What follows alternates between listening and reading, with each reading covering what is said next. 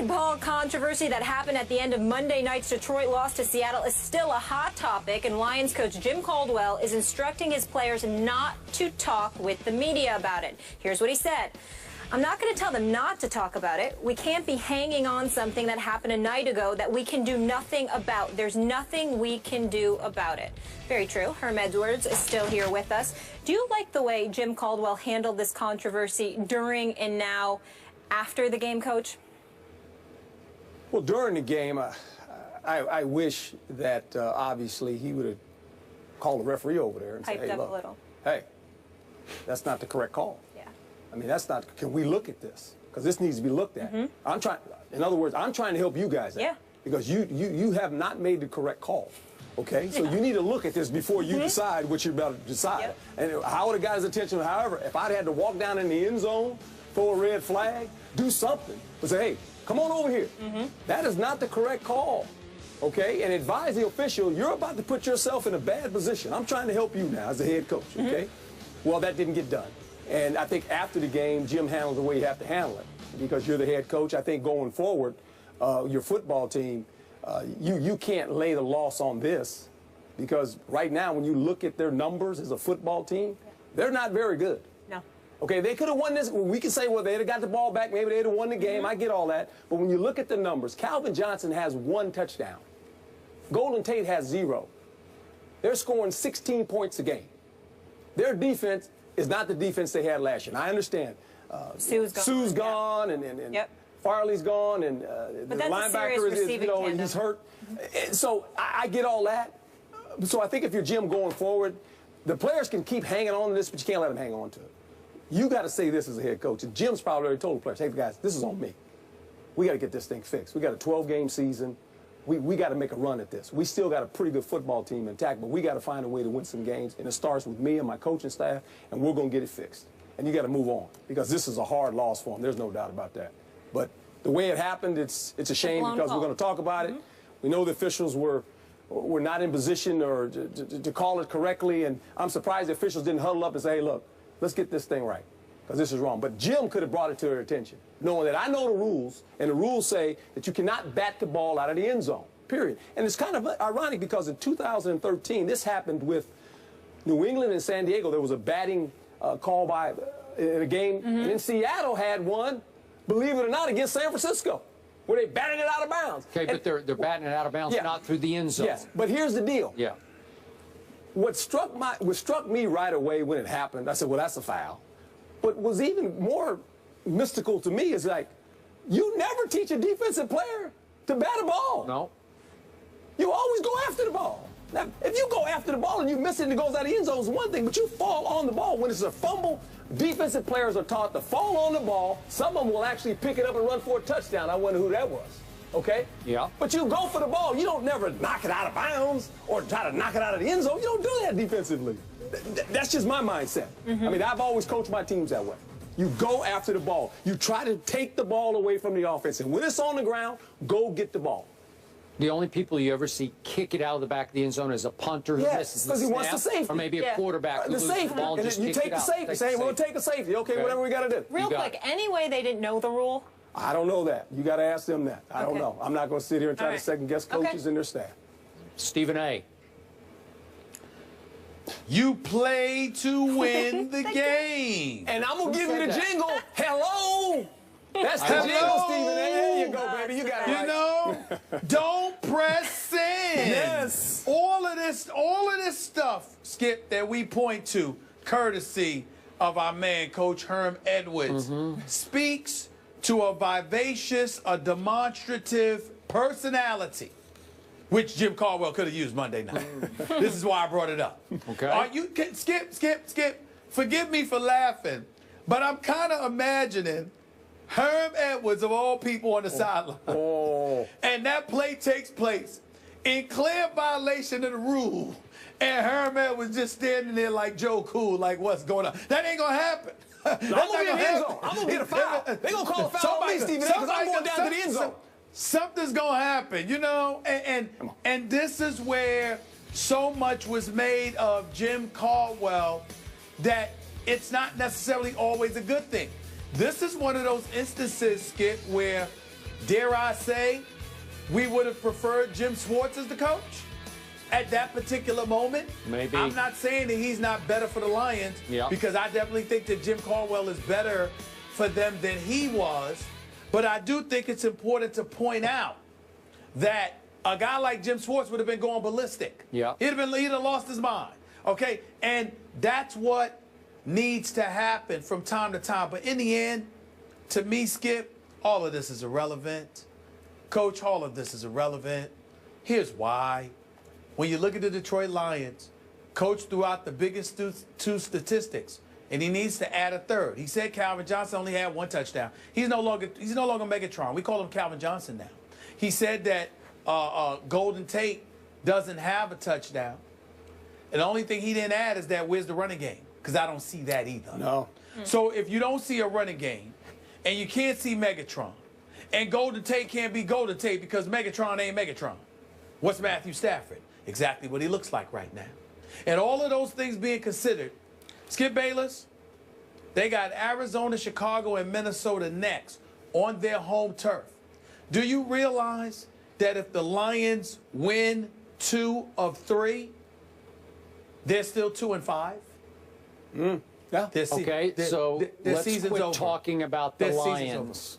Their season's over. Stephen A. Smith, I vehemently disagree that this is all irrelevant, because the shrewd operator that you are on this show, you've done it again. You've gotten away with sweeping under the carpet what is relevant here. Your Seahawks should be 1-3 heading to Cincinnati on Sunday. No gimme at Cincinnati, even though I think Seattle's right now a slight favorite. But I don't know. I'm starting to lean toward picking the Bengals in this game. But my point is, it was a robbery. Once again, the NFL looks awful. Yeah, the Lions got robbed. That's what happened. Skip. Hey, Skip. Hey, what? I understand robberies are robberies. But that implies that the Seattle Seahawks are robbers. You ain't robbers unless you get caught.